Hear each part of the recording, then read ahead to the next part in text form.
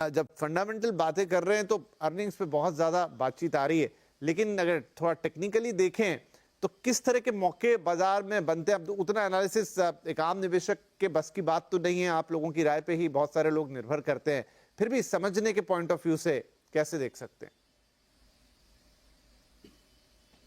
देखो Vipin ji, I am no serious technical analyst, ठीक है, पर जो हमारे कंपनी में जो टेक्निकल एनालिस्ट हैं, फंडामेंटल एनालिस्ट हैं, जो हमारे को गाइड करते हैं, और जितना मेरे को मार्केट का एक्सपीरियंस है पिछले 20-25 साल का, मेरे को लगता है अभी बॉटम फॉर्मेशन में टाइम लगेगा। और अभी 2-3 और अगर हम फंडामेंटल कारण की बात करें, जो हमारे वरिष्ठ कलीग्स ने अभी बात की है, मेरा ये मानना है कि अभी टू बिगिन विद सबसे पहले रुपी को स्टेबल होना पड़ेगा। रुपी की स्टेबिलिटी मेरे को लगता है इमीडिएटली आसानी से नहीं आ पाएगी।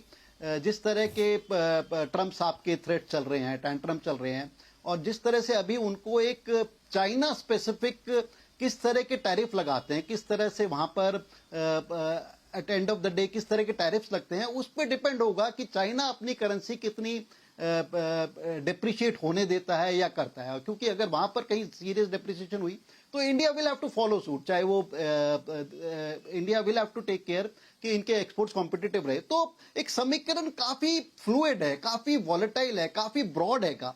तो एक स्पेसिफिक चीज को हम नहीं कह सकते कि इस चीज से इस लेवल से मार्केट थम जाएगी या इस लेवल से मार्केट बाउंस बैक हो जाएगी। ठीक है, छोटी मोटी वॉलेटिलिटी, छोटे मोटे ट्रेडिंग अपॉर्चुनिटीज मार्केट को मिलते रहेंगे जो लेवल से, जैसे आज से कुछ दिन पहले तक हम बात कर रहे थे कि 22,800 काफी सीरियस लेवल है, और हमने देखा भी था कि बार बार मार्केट वहां से जंप कर रही थी। But today I won't use the word convincingly, but I think that citadel has been broken, and अब हम हो सकता है उससे और 300-400 नीचे पॉइंट की बात करें। सो ऑल इन ऑल मेरे को लगता है समीकरण अभी भी काफी फ्लूइड हैगा। We'll have to walk the talk, जैसे आप अभी बात कर रहे थे कि एफआई सिलेक्टिवली बाइंग भी करते होंगे। जैसे हमने देखा है कि देयर आर सेक्टर्स जो अभी भी एक पॉकेट्स ऑफ रेजिलियंस है, pockets of resilience in the sense telecom की अगर हम दिग्गज काउंटर्स की बात करें, समथिंग लाइक हेल्थ केयर की बात करें, टेक्नोलॉजी में भी हम देख रहे हैं सिलेक्टिवली शायद एफआईज का पैसा जा रहा है, और यहां पर हम देख रहे हैं कि रिजल्ट्स भी काफी अच्छे हैं। I think they are back by results, it's not that कि just XYZ they've chosen. So काफी सेक्टर चर्निंग हो जाएगी, काफी स्टॉक चर्निंग हो जाएगी, काफी सारे सेक्टर्स में भी हम देख रहे हैं कि कुछ एक कंपनीज काफी अच्छे रिजल्ट थ्रो कर रही हैं एंड काफी companies not so good result throw कर रही हैं। रियल एस्टेट में अगर हम देख रहे हैं, विदाउट नेमिंग एनी कंपनी, हमने देखा 2-3 कंपनीज ने काफी अच्छे रिजल्ट थ्रो किए, कई कंपनीज ने अच्छे थ्रो नहीं किए। सो आई थिंक एक चर्निंग होगी, अक्रॉस द बोर्ड चर्निंग होगी।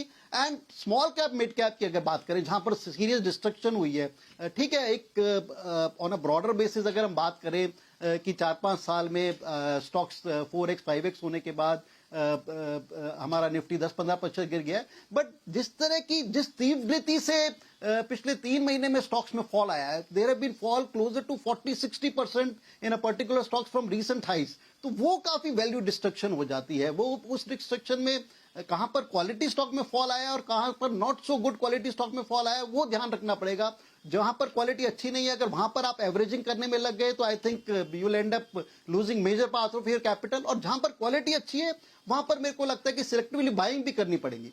एक और चीज जो विपिन जी हम रेगुलरली देखते हैं as a broker, as a active market participant, जो एक्टिव इन्वेस्टर होता है, एक्टिव ट्रेडर होता है, generally I think till about सितंबर, अक्टूबर, नवंबर 70 to 80% इन्वेस्टेड था मार्केट में। इट्स नॉट दैट कि they were sitting on a serious cash कि अब मार्केट में फॉल आने वाला है। तो सिंस काफी कुछ इन्वेस्टेड है, तो जो एक extra question to invest more बहुत ज्यादा नहीं रहता है, and ultimately it becomes a game of watching out, playing out kind of thing. और इस चीज में जो हमारी एक सलाह रहती है लोगों को, इन्वेस्टर्स को, ट्रेडर्स को, कि भाई the best we can do is let's get rid of poor quality stocks, और जो क्वालिटी स्टॉक्स में फॉल आया उसमें हम अपनी थोड़ी रेशियो बढ़ाएं। I think that is the best scenario we can do. And I think जैसा हम देख रहे हैं, बहुत जल्दी हमारे को लगता है कि will be able to form a plateau for a bottom formation, and एक सीरियस रिकवरी आएगी। बट उस रिकवरी में काफी कुछ सेक्टर्स और स्टॉक्स मेरे को लगता है बदल जाएंगे। हाँ, ये बड़ा इंपॉर्टेंट है कि वो रिकवरी, ये अक्सर देखा भी गया है। प्रकाश जी, सवाल लेके आपके पास आता हूं कि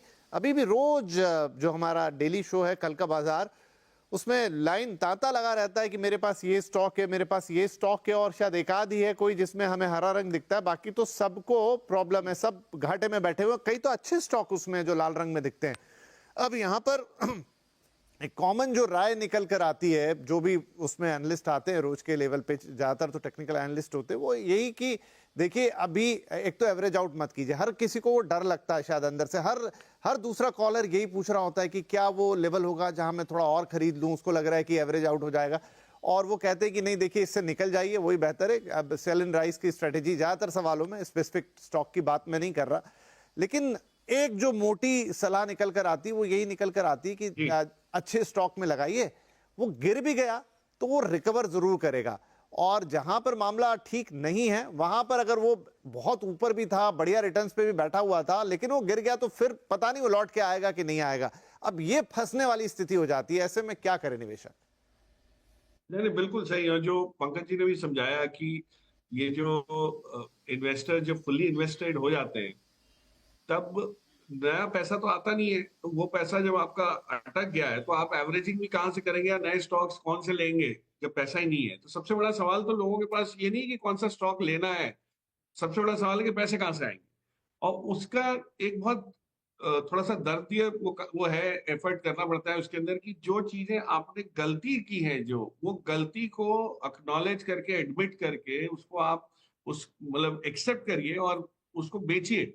क्योंकि होता ये है कि ये जो हर एक रिकवरी में विपणन, जैसे पहले आपने कहा कि नए स्टॉक्स चलते हैं, नए सेक्टर्स क्यों चलते हैं, उसका कारण और कुछ नहीं है।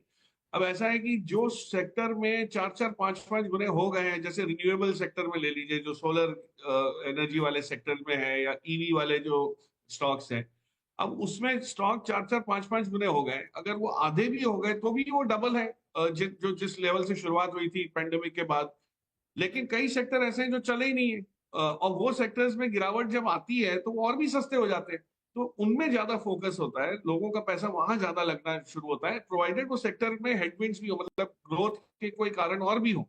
अब उस लिहाज से अगर आप देखिए तो मुझे लगता है कि अगले रन में ईवी, रिन्यूएबल्स, ईएमएस, इस टाइप के जो हाई प्राइस आउट परफॉर्मर्स थे, वो थोड़े से चलने में परहेज होगा वहां चलने में। लेकिन चलेंगे क्या? बैंकिंग और फाइनेंशियल्स चलेंगे, क्योंकि पहले भी नहीं चले थे। आपके इंडस्ट्रियल जो है सिलेक्टिवली कई हैं जो नहीं चले हैं। तो जहाँ पे फार्मा है, फार्मा ने थोड़ी बहुत चमक दिखाई, लेकिन ओवरऑल तो नहीं चले। ज्यादा से ज्यादा क्या 1.5 गुना भाव हुए हैं पिछले 3 साल में। तो इस टाइप की जो चीजें हैं वहां पे आपको फोकस करना पड़ेगा। तो जहां जो चीज आपको पता है, ये ना बड़ा इमोशनल हो जाते हैं लोग कि मैंने स्टॉक लिया है, आज गिरा हुआ है, लेकिन मैंने तो सोचा था इसकी ऊंचाई ये थी, इस लेवल पे देखा था, वहां तो निकल नहीं पाया, अब क्या करूं। आपको लॉस बुक करना है या प्रॉफिट को थोड़ा सा लेट गो करना है, वो करना पड़ेगा। वो करने के बाद ही आपके पास कैपिटल आएगा, और उस कैपिटल को समझदारी से इन्वेस्ट करना है। सो साइकिल यही होता है, जो जो जब भी गिरावट आती है तो आपको कमाई पैसे की नहीं होती, पर सीख की होती है। तो ये जो सीख मिल रही है, इसको समझिए कि आपने हाई लेवल्स पे लिया हुआ है और सारा ही अगर पैसा लगा दिया है, तो आपकी गलती को एक्सेप्ट कर लीजिए कि कुछ तो बचेगा। 30-40% कम आएगा, लेकिन कुछ तो आएगा हाईज में से। सो माय पॉइंट इज कि थोड़ा सा इमोशनल बिहेवियरल चेंज लाना पड़ेगा रादर देन फाइनेंशियल इंजीनियरिंग। इसमें कोई दिमाग फाइनेंशियल साइड में नहीं लगता है, इसमें अपने आप के इमोशंस पे काबू लाने की हिम्मत करनी पड़ती है। और उसके लिए पता है एक चीज जो सबसे दर्द कहाँ होता है, ये देख के लोग जो निवेश करते वक्त अपने सलाह किसी प्रोफेशनल से नहीं लेते, क्योंकि थोड़ा बहुत जो फीस में पैसा देना पड़ता है वो उसमें बहुत परहेज है हिंदुस्तानी लोगों को कि भाई हम जल्दी पैसा क्यों खर्चे जब हमको फ्री में चीज मिल रही है। तो फ्री में एडवाइस जो ले आप लोगे तो फिर मतलब बुरे हाल तो होने के बहुत सारे संजोग हो जाते हैं। और दूसरी चीज ये है कि जहाँ अच्छी चीज समझ आ रही है या सुनने मिल रही है, उसके ऊपर में कंट्रोल ये ना कि कितना ज्यादा नॉइज है मार्केट में, कि आप हर एक तरफ दौड़ रहे हैं, सुन रहे हैं, हर एक की सुनवाई कर रहे हैं, और उस सुनवाई की वजह से आप कोई ऐसा डिसीजन नहीं ले पाते जो फंडामेंटली आपके हित में हो। सो मेरे हिसाब से थोड़ा सा इसमें इंट्रोस्पेक्शन की ज्यादा जरूरत है आपको इंडिविजुअली पोर्टफोलियो लेवल पे, कि भाई मैंने गलती क्या की है, ताकि मैं ये गलती ना दोहराऊं अगले चरण में, दूसरी गलती नहीं कर लूं बेशक, लेकिन पुरानी गलती ना। राइट, ये होता है। और जब बाजार गिरता है तो अक्सर लोग पैनिक में आ जाते हैं और वहां गलती होने के चांसेस और बढ़ जाते हैं। अनुज जी, तो अगर हम बात करें, देखिए बार बार वो बात तो है, अभी अब बॉटम आउट वो एक अलग सिनारियो